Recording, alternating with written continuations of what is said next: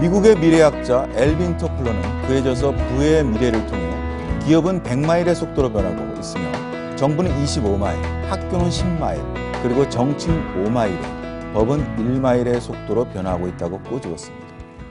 과연 우리는 지금 얼마의 속도로 변하고 있는 걸까요? 오늘 소개해드릴 분은 부의 미래를 보다 발빠르게 상상하며 보다 과학적인 방법으로 부의 흐름을 예측하는 분이 아닐까 싶습니다. 잠시 후 만나보시죠. 지금까지 세계의 화폐 전쟁은 패권을 쥐고 있던 달러와 이에 도전한 위안, 그리고 유로와의 싸움이었다. 그런데 화폐 전쟁의 구도를 뒤흔든 새로운 화폐의 등장에 전 세계가 주목하고 있다. 생활 속에서 거래가 가능한 블록체인 기술을 기반으로 암호화폐발 화폐 전쟁의 중심에 선 오늘의 주인공. 최고 수준의 트랜잭션 처리 속도를 자랑하며 암호화폐의 자산 가치를 보존, 생활 속 사용으로 가치 변동성의 문제를 해결한 골든블로코 김동성 대표. 1988년 전자화폐에 대한 관심으로 시작된 그의 도전은 국내 최초. 인터넷 교육, 이러닝 서비스와 ARS 영어 교육 서비스를 비롯해 전자상거래 데이터 서비스 사업으로 이어졌다. 그리고 2013년부터 시작된 김동성 대표의 블록체인 기술 연구는 생활에 통용되는 이중화 코인 개발로 연결되며 신뢰와 효율성을 기반으로 4세대 블록체인 플랫폼을 구축했다. 보편적 암호화폐의 문제점이었던 속도를 끌어올리고 가치 변동성 문제를 해결함으로써 보다 나은 사용 환경을 조성하며 암호화폐 역사의 한 획을 그은 골든블로코. 미래 화폐를 향한 30년 열정으로 암호화폐를 통해 공유 경제의 성장 동력이 되고 있는 김동성 대표와 이야기를 나눠본다. 골든블로코의 김동성 대표님 모셨습니다. 대표님 반갑습니다. 안녕하세요. 네. 골든블로코의 김동성 대표입니다. 자, 요즘 4차 산업혁명 하면 그 중심에 블록체인이 있고 우리가 또 블록체인과 연관돼서 암호화폐 우리가 좀 어떻게 보면 논란일까요? 아니면 또 새로운 신기술이라고 또 부르기도 하는데 있습니다. 자, 우리 먼저 골든블로코 블록체인 업체 중에 또 4세대 블록체인 업체라고 합니다. 우리 좀 쉽게 블록체인이 간단하게 보고 그리고 또 왜 거기 앞에 4세대를 붙이는지 좀 말씀해 주시겠습니까? 네. 블록체인이란 원론적으로 얘기하면은 분산 장부를 뜻합니다. 지금까지는 은행과 개인이 거래한다면은 은행에서만 장부를 가지고 있었으면 됐습니다. 네. 그런데 블록체인은 관련된 모든 사람들이 분산해서 똑같은 장부를 가지고 있다고 해서 이 분산 장부라고 하는데 그 장부 하나하나가 이렇게 블록으로 이어지고 그것이 연결됐다 해서 블록체인이라고 얘기를 하는 것입니다. 네. 예. 그러면 자, 블록체인은 이제 무슨 말이겠어요? 옛날에 중앙 집중화해서 은행이 혼자 다 그 정보를 독점하고 있다가 이제는 모든 거래하는 은행 고객들이 각 개인의 PC에서 모든 정보를 공유하면서 스스로 중앙 집중 어떤 서버 없이 할 수 있다, 거래할 수 있다 이런 얘기잖아요. 그럼 거기다가 4세대라고 붙이는 건 또 뭡니까? 4세대라고 붙인 것은 블록체인과 암호화폐가 접목된 그러한 어떤 기술을 얘기하는 것인데요. 1세대는 블록체인 기술을 기반으로 해서 만들어진 비트코인을 1세대 블록체인 기술이라고 이렇게 얘기를 합니다. 1세대 블록체인 기술이라고 하고 그것을 블록체인에서 가상화폐를 접목했기 때문에 가상화폐와 블록체인 합쳐서 1세대라고 이렇게 1세대 플랫폼 코인이다 이렇게 얘기를 하는 겁니다. 그러니까 쉽게 말해서 이제 비트코인이 1세대 블록체인 암호화폐다. 예, 그렇습니다. 암호화폐고. 그런데 이 비트코인이 탄생한 지 한 10년이 됐습니다. 네. 2009년이니까. 그런데 본래의 목적과는 조금 동떨어지게 아직 사용되어지고 있지 않은 부분이 문제점이라고 할 수 있습니다. 그래서 그 다음에 탄생한 것이 이더리움이죠. 이더리움은 결제를 수단으로 하긴 하지만 거기다가 계약까지 할 수 있는 스마트 컨트랙트라는 그런 계약을 같이 동시에 할 수 있는 기술이라고 해서 2세대라고 부릅니다. 그런데 이제 3세대는 이 1세대, 2세대 이 부분은 어디까지나 절대적인 기준은 아닙니다. 업계에서 그렇게 부르고 있는 것이죠. 3세대는 그 이후에 화폐라고 하면은 실생활에 사용되어져야 하는 것이 목적이거든요. 네. 그렇게 되기 위해서 이오스라든가 넴 또는 퀀텀, 에이다 이런 코인들이 계속 탄생을 했습니다. 이제 기술을 계속 발전시킨 것이죠. 그런 것들을 3세대라고 하는데 아직도 3세대 코인이라고 하는 코인들도 아직은 실생활에 사용되어지기가 좀 어렵습니다. 화폐가 실생활에 사용되어지기 위해서는 극복해야 될 몇 가지 문제점이 있습니다. 그 중에서 첫 번째가 트랜잭션이거든요. 속도와 처리, 수량, 횟수, 그리고 그 다음에 이 화폐가 돈으로 사용되어져야 되잖아요. 그런데 비트코인이나 이런 것들이 너무나 등락이 심합니다. 네. 하루에도 100만 원씩 왔다 갔다 할 수 있기 때문에 그것이 가장 큰 문제점이죠. 그래서 그것을 극복한 그러니까 속도와 등락을 극복한 그러한 것을 4세대 코인이라고 이렇게 제가 부르고 있습니다. 그러면은 좀 기술적으로서 어려운데 그 등락폭을 4세대 어쨌든 그 암호화폐는 등락폭이 굉장히 아주 이게 편차가 크지 않다는 겁니까? 그 편차를 줄일 수 있는 시스템을 적용했다는 것이죠. 이중화 코인을 사용해서 원 마스터 코인이라고 하는데 마스터 코인은 가격이 등락이 있게끔 국제 거래소에서 거래가 되도록 만들고 그리고 각국에서 사용할 수 있게 만드는 브랜치 코인이라는 것은 가격 고정형 코인으로서 거래가 되게 되는 겁니다. 그래서 그걸 둘이를 서로 보정을 해서 등락을 보정한다. 그런 말씀이죠. 근데 지금 그 코인을 그래서 만드신 겁니까? 네, 지금 개발하고 있는 중입니다. 개발 중이다? 네. 이름은 붙이셨나요? 네, 이름은 GMB라고 붙였습니다. GMB? 네, 그 뭐의 약자입니까? 골든 마스터 앤 브랜치라는 약자입니다. 그러니까 하나는 마스터 코인이고 예. 하나는 브랜치 코인이에요? 네, 그렇습니다. 마스터 코인은 거래가 돼서 등락이 있는 예, 거고 그렇습니다. 브랜치 코인은 고정 불변이에요? 그렇습니다. 야, 근데 화폐긴 화폐인데 하나는 등락이 있고 하나는 움직이지 않는다? 화폐는 사실상 등락이 있으면은 활용하기가 어렵지 않습니까? 그렇죠. 지금 수백 년 내려온 과정에 화폐가 매일 변하는 그런 화폐는 없습니다. 그런데 암호화폐가 탄생하고서부터 저는 이 부분을 어쩌면은 본질적인 기능이 본말이 전도됐다 이렇게 말씀을 드립니다. 왜냐하면은 화폐가 먼저 만들어지면은 사용되어지고 나서 그 가치가 나중에 평가되어야 되는데 사용도 되어지기 전에 거래소에서 거래가 먼저 돼버렸습니다. 그렇죠. 그래서 투기적 수단이라는 비난을 받았죠. 그렇습니다. 예. 그것이 본말이 전도됐다는 것이거든요. 그런데 많은 사람들은 투기적 수단으로도 변질됐을 뿐만 아니라 태어나자마자 그렇게 거래가 되어 버렸기 때문에 사람들의 인식 속에 암호화폐는 투기다. 암호화폐는 거래소에서 가격 등락이 있어서 내가 그것을 가지고 투자를 하고 또는 투기를 해서 돈을 벌 수 있는 수단이다 라고 지금 인식이 되었다는 것이 본말이 전도된 것이다라는 말씀이죠. 그래서 저희가 개발하는 것은 이 부분을 바로잡아 봐야 되겠다라는 생각에서 지금 암호화폐가 미래화폐지만 제대로 미래에 제대로 사용되어지기 위해서는 현행화폐 시스템을 따르지 않을 수 없다라는 그런 생각에서 이제 지금 현재 전 세계 기축통화로 되어 있는 달러와 그리고 각국의 환경에 맞게 사용되어지는 각국의 화폐 이 시스템을 연구해서 지금 암호화폐를 마스터와 브랜치 이중화 코인을 그 이중화 코인을 개발하고 있는 게 이미 나와 있습니까? 시장이 없습니다. 있나요? 아직은 없습니다. 그러면 나오게 되면 지금 세계 최초인가요? 그렇다고 볼 수 있습니다. 또 다른 데서 먼저 내놓는 거 아니에요? 다른 데서 몰래 하고 있는 건 아니에요? 다른 데서? 우리가 발표하고 난 이후에 거의 이름도 비슷하게 나오는 경우도 있는 것 같습니다. 근데 지금 개발되는 것들이 다 비즈니스 모델을 하나씩 가지고 태어나거든요. 근데 그것이 화폐화되기는 상당히 어려운 길을 가야만 됩니다. 그래서 지금 현재 이 현행 화폐 제도 하에서 암호화폐가 사용되어지려면은 그런 시스템이 아니면은 안 되겠다는 것이죠. 자, 상상을 현실로 만드는 힘, 변화를 상상하는 김동성 대표님이 그동안 걸어온 길을 한번 얘기 나눠보겠습니다.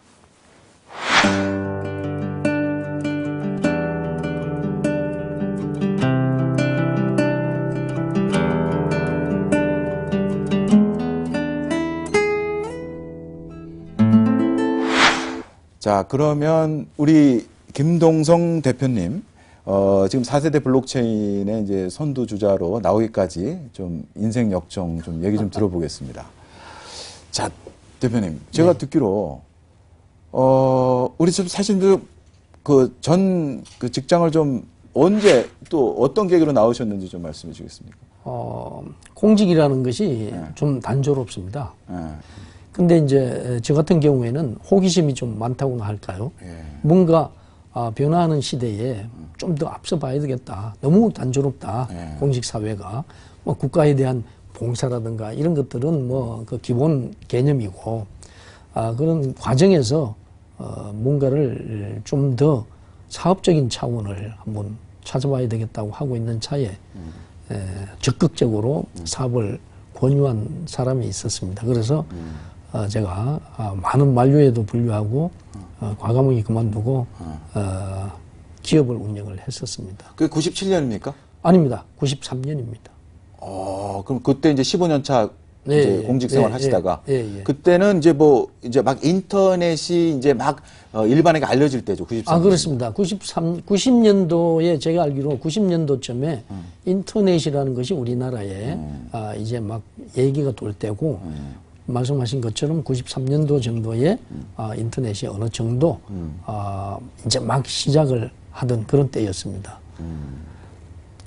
그러다가 이제 쭉 하시다. 근데 여기 제가 좀 자료를 보니까 97년에는 고용노동부에 인터넷 교육 프로그램을 또 제안하시고 그리고 뭐 여러 가지 지금 정부와 또 어떤 굉장히 파격적으로 인터넷의 어떤 배움에 대해서 국민들 배움에 대해서 많이 강조하셨다는데 90년대 91년도 정도에 이제 서점에 가끔 갑니다, 제가.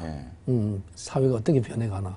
그래서 이제 서점에 가서 책들을 사서 봤을 때 인터넷에 대한 소개가 있었습니다. 그걸 계속해서 보다 보니까 그리고 현실 생활이 자꾸 빠르게 변화하잖아요.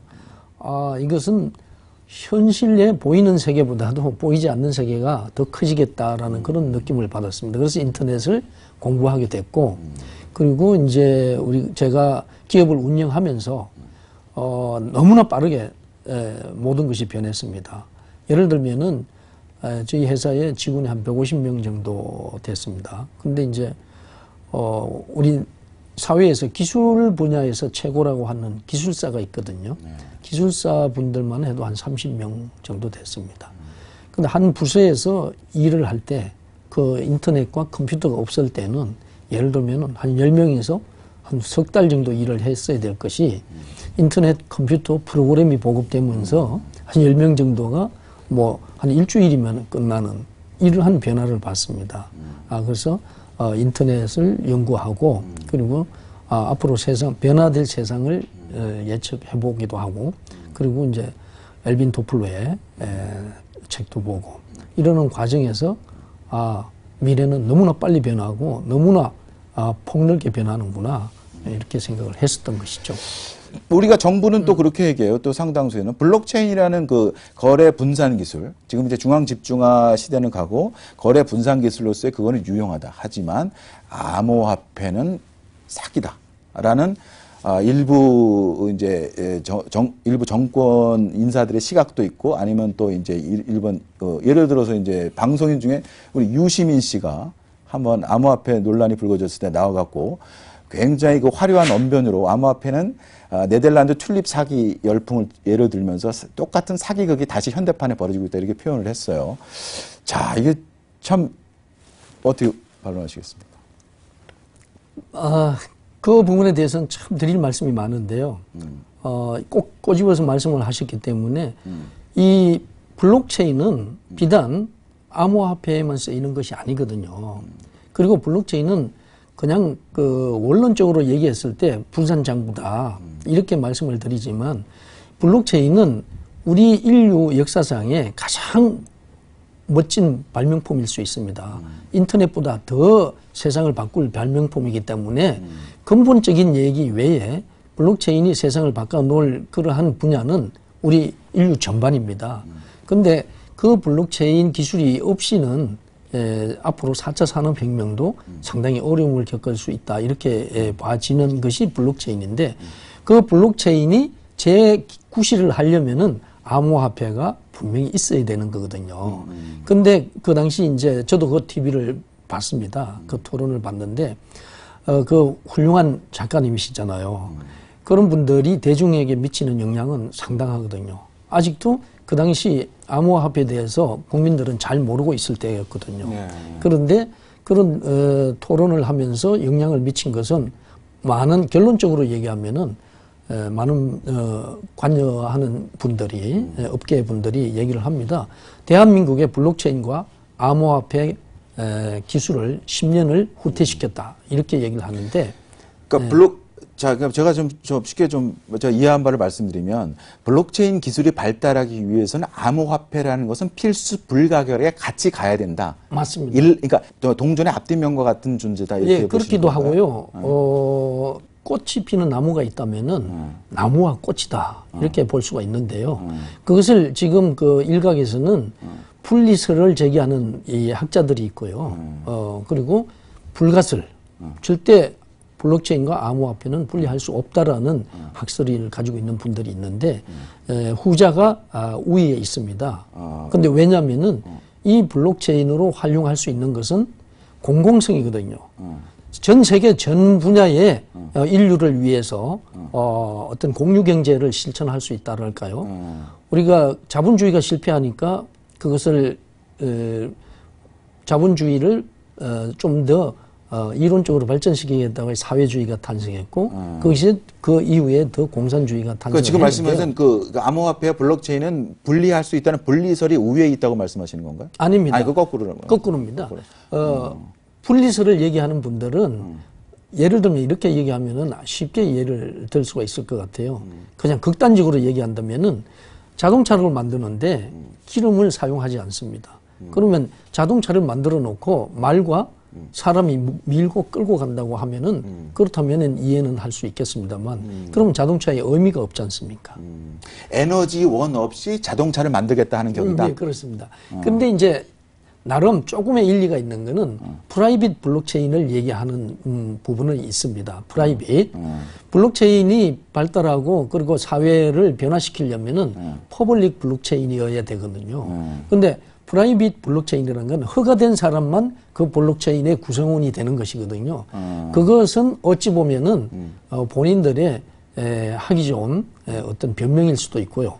그리고 지금 중앙 집중화된 부분을 블록체인화해서 분산화시킬 수 있는 부분인데 오히려 형태만 변형됐다 뿐이지 중앙 집중화라고 볼 수밖에 없는 것이거든요. 그러니까 공공의 영역으로 나오려면 어차피 암호화폐가 들어갈 수밖에 없다. 그렇죠. 공공의 영역으로 나오면 몇몇 그렇습니다. 밀실 집단에서는 가능하겠지만 그렇습니다. 예, 공공 퍼블릭에서는 예, 전 세계 인류를 위해서 사용되어져야 될 기술이거든요. 그것이 없어지는 것이 아니고 그럼 오히려 사용되어져야 발행량이 됩니다. 끝나면은 오히려 그 가치가 또 그냥 올라가 버리는 거 아니에요? 올라갈 수도 있고 내려갈 수도 그래서 있고. 내려갈 수도 뭐 있습니다. 워낙 또 다른 코인들이 나오니까. 그렇죠. 예, 예. 참 화폐 역사 앞으로 미래에 어떻게 전개게 될지 굉장히 궁금합니다. 그렇습니다. 예. 네. 확정 편향적 성향이라는 게 있거든요. 네. 자기가 신뢰하고 믿는 것 아니면은 그렇죠. 모든 것을 거부하는 것인데요. 그러한 사람들이 특히 대중의 인기 있을 때는 네. 상당히 혼자 있을 때는 아무런 영향을 미치지 않습니다. 네. 그러나 대중에게 인기를 얻고 있는 사람이 그런 성향을 가지고 대중 앞에 나설 때 그거는 이 날카로운 칼보다 더 위험스럽습니다. 저는 지금 대표님 말씀하신 게 제가 100% 동의하는 부분은 우리가 진실에 대해서 우리가 함부로 단언하면서 확정 편향적으로 얘기하는 건 굉장히 위험 요소가 있고 굉장히 우리가 굉장히 피해야 될 자세와 태도다. 저는 한마디로 말씀은 우리 2300년 전에 소크라테스 형님이 생각나는데요. 자신이 모르는 것을 모르는 게 지식입니다. 모른다는 것을 아는 게 지식입니다. 맞습니다. 라고 표현한 게 참 떠오릅니다. 맞습니다. 그래서 그런 분들이 사회에 긍정적인 영향을 미치면 얼마나 좋겠습니까? 그런데 지금 첨예하게 우리 대한민국의 발전을 가로막고 있는 그 부분에 첨두에 서 있다 이렇게 말씀을 드리는데요. 그런 부분이 위험스러운 요소가 두 가지가 있다고 저는 생각합니다. 대한민국이 앞으로 지금 청년 실업, 왜 청년 실업 걱정합니까?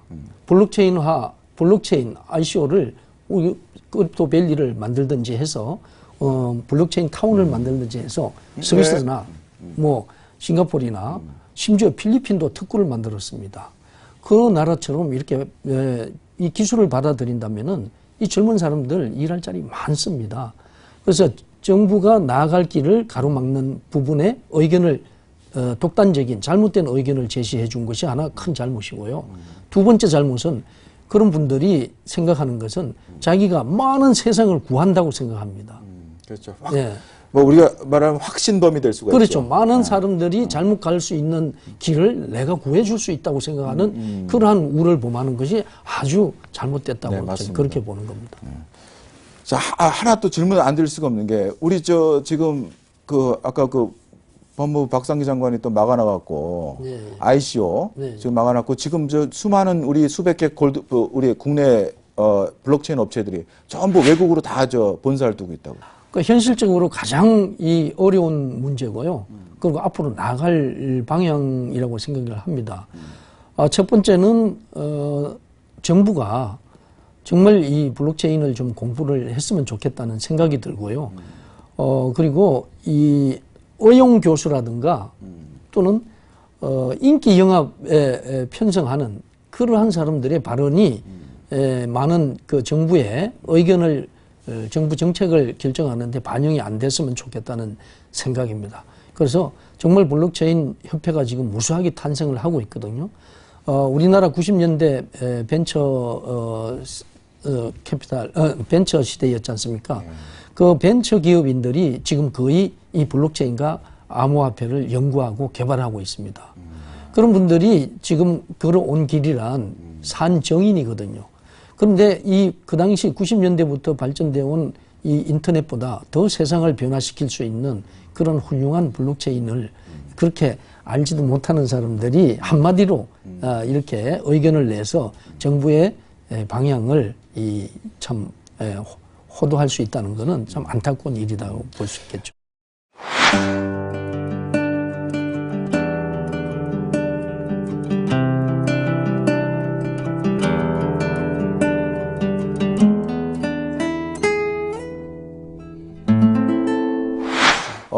이 4세대 블록체인, 네, 맞습니다. 뭐가 장점이다. 간단하게 좀 말씀해 주시죠. 예. 4세대 블록체인은 실생활의 화폐의 기능을 하려면은 조금 전에도 말씀드렸다시피 트랜잭션이 좋아야 됩니다. 기술적으로. 그리고 조금 전에 또한 거듭 말씀드렸지만 등락폭을 이렇게 완화시켜 줄 수 있어야 되거든요. 골든 블루코에서 개발하는 4세대 블록체인 제미코인은 그 두 가지 기술적 문제와 사용 환경성을 고려해서 지금 현재 많은 사람들이 거부감 없이 실생활에 사용될 수 있는 실질적인 그런 화폐를 만드는 것이 장점이라고 할 수가 있습니다. 그래서 지금까지 10년이 돼도 화폐라고 이름은 붙였지만 거래소에서 탈피하지 못하는 지금 암호화폐의 실정, 그것을 거래소 밖에서 입증시켜 줄 수 있는, 그래서 많은 사람들이 이것이 암호화폐의 실상이구나 하는 것을 보여줄 수 있는 것이 골든블루코에서 개발하는 블록체인과 암호화폐의 특장점이라고 할 수 있겠습니다. 저 지금 실생활 하니까 사실 제가 여기 한번 오신 중에 이제 일본 암호화폐 관련 업체 대표도 한번 모셨었는데 저희 이 방 프로그램에 그 일본에서는 무슨 어디 항공사고 여행사고 저희에서 그거를 코인을 실제로 좀 쓰고 있다고 하더라고요. 예, 그렇습니다. 그런데 저희는 그렇게 일부분이 사용되는 것이 아니라 정말 이 블록체인은 공유 경제를 활성화시킬 수 있는, 그래서 더 많은 사람, 지금보다 더 많은 사람이 부를 공유할 수 있는 그런 기능을 하는 것입니다. 그 기능을 하는 플랫폼을 만들어서 거기에서 우리 이 화폐가 잘 사용되어질 수 있도록 그렇게 하는 것이죠. 말씀을 하셨으니까 말씀인데 일본은 우리나라보다 훨씬 앞서 있거든요. 그렇습니다. 제가 놀랐습니다. 일본이라는 나라가 그렇게 굉장히 개방적으로 적극적으로 IT 환경을 만들어주는 그럴 수밖에 놀랐습니다. 없는 것이 일본의 경제가 사실은 지금 뒷돈을 가지고 앞돈으로 메우는 돌려막기식의 경제라고 전문가들은 얘기하고 있습니다. 그 아베녹스의 예, 헬리콥터 그렇습니다. 돈 엔화 뿌리기 말씀하시는 예, 거예요? 그렇습니다. 그 마이너스 금리로도 경제를 해결 못하니까 지금 일본에서는 국채를 사들이고 있거든요. 그렇죠. 일본 정부가 전부 국채를 다 사들인다면은 그거는 자유민주주의가 아니지 않습니까? 자유시장 경제 체제가 아니지 않습니까? 그렇죠. 그것은 고육지책인데 그것을 해결할 수 있는 유일한 대안이 지금 암호화폐다라고 생각하고 있다고 어느 연구 발표에서 제가 본 적이 있습니다. 일본 정부가? 그렇습니다. 그래서 일본은 지금 2016년도에 암호화폐를 결제 수단으로 인정했고요. 그리고 지금 사용처가 한 30만 군데도 넘습니다. 뿐만 아니라 일본은 3년 만기 이 암호화폐 이 채권을 발행했습니다. 3%의 이자를 주고 3년 뒤에 200 BTC 그러니까 200 비트코인을 아니 일본 정부가 암호화폐 채권을 발행했다고? 그렇습니다. 언제요? 최근에? 2017년도에 발행을 그래요? 해서 그 당시 비트코인으로 친다면은 1비트코인에 한 414만 원 정도를 이렇게 산출해서 채권을 발행했는데 3년 후에 200 비트코인을 주는 것이죠. 야, 그 암호화폐를 개념을 창안하고 만든 사람이 그 사토시 나카모토. 아마 그러다 보니까 아무래도 일본이 더 관심을 가진. 일본은 2020년도에 올림픽에 지폐와 동전을 없애겠다라고 지금 호언장담하고 암호화폐를 활용하도록 지금 정책을 장려하고 있습니다. 지폐를 없앤다고? 네, 지폐와 동전을 아예 없애겠다는 거죠. 제가 얼마 전에도 자주 우리 이 블록체인과 암호화폐 때문에 일본을 갔다 왔습니다. 아니 그러면 일본 조폐공사는 이제 돈을 안 찍겠다는 겁니까? 2020년부터? 우리나라도 지금 조폐공사가 지금 다른 일을 많이 하고 있지 않습니까? 정말 놀랍네요. 그 화폐 전문가들이 의하면은 종이 지폐는 결국은 망하게 돼 있다고 얘기를 한 것이죠. 그렇죠. 지금 사실 다 인터넷으로 송금하고. 그렇습니다. 그러니까. 지금 암호화폐를 바라보는 시각은 역사적인 관점에서 바라봐야 된다고 저는 그렇게 생각합니다. 역사는 지금 진행형이거든요. 그리고 그 당시 비트코인에 대해서 우리 유 작가님이 신랄하게 사기다라고 비판을 하는 걸 제가 봤는데요. 오직 비트코인에 대해서만 얘기하자고 이렇게 얘기했지 않습니까? 네. 그것이 좀 문제가 있다고 저는 그렇게 보죠. 화폐라는 것은 계속 발전하는 것입니다. 계속 발전해서 지금 비트코인보다 더 훌륭한 코인들이 많이 나오고 있거든요. 어떤 새로운 패러다임 차원에서 바라봐야 하는데 그 시대의 그 중앙은행 차원에서 바라보면 하나의 비트코인만 바라보면 또 그런 식으로 단견에 빠질 수가 있다는 그럴 수 있습니다. 예. 그래서 미래는 역사가 얘기해주는 그런 미래화폐 시대가 올 수밖에 없는 것이고요. 그리고 문화적인 트렌드이기 때문에 누가 나 혼자서 부정을 한다고 해서 이 미래화폐 시대가 오지 않는 건 아니죠. 예. 자, 우리 대표님 말씀 들어보면 우리 문재인 정부가 4차 산업혁명의 일자리 창출이다, 이제 규제 혁파하겠다 그러는데 이 블록체인 토ken 이제 암호화폐 문제 이것은 좀 첫 단추를 제가 보면 이제 어설프게 깼는데 이거 빨리 좀 제대로 길을 좀 잡았으면 하는 마음이 간절합니다. 다행히 지금 그 제주지사 원희룡 지사께서 제주도가 특별자치구잖아요. 제주도를 블록체인과 암호화폐 시티로 만들겠다라고 지금 말씀을 하고 계신데 아주 다행스러운 얘기라고 제가 좀 느낌을 가지고 있습니다. 자, 그럼 이제 우리 앞으로 그 골든 블렁커 어떻게 지금 향후 계획, 비전 가지고 계신지 좀 간단하게 말씀 좀 하십시오. 네, 지금 현재 골든 블루코에서 가지는 비전은 뭐 꿈은 크게 끓였다고 전 세계가 우리 암호화폐를 사용할 수 있는 그러한 차원의 기술과 그리고 그 공유 플랫폼을 구축하고자 하는 것이고요. 그리고 무엇보다도 먼저 이 암호화폐에 대한 정확한 인식을 많은 국민들에게 심어주는 그런 역할을 하는 그런 기업이 되고자 합니다. 아유, 오늘 대표님. 네. 너무 좋은 말씀 감사합니다. 아유, 고맙습니다. 네, 감사합니다. 과학자 엘버트 아인슈타인은 상상 속에 모든 것이 있다고 말했습니다. 미래는 예측하는 것이 아니고 상상하는 것이란 얘기인데요. 변화를 상상하는 김동성 대표님의 열정이 인류 화폐의 역사에 어떤 새로운 문의를 아로새길지 기대됩니다. 자, 그럼 다음 시간에 찾아뵙겠습니다. 감사합니다.